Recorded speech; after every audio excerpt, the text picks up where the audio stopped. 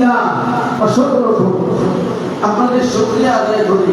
আপনারা যে আমাকে তলব করেছেন, আল্লাহ যেন আপনাদেরকে ভালো রাখেন।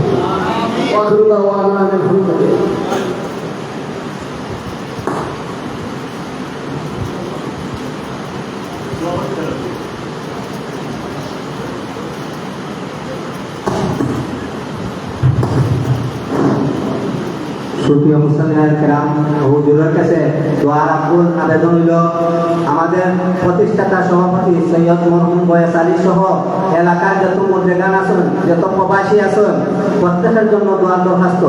বিশেষ করে আমাদের সংগঠনের যে যারা আজকে এই আয়োজন করতে অনেক পরিশ্রম করেছেন, তাদের সবার জন্য দোয়া করবেন, আমাদের সংগঠনের জন্য দোয়া করবেন। সবাইকে দোয়ার আকুল আবেদন রাখবেন, আশা ব্যক্ত করলাম।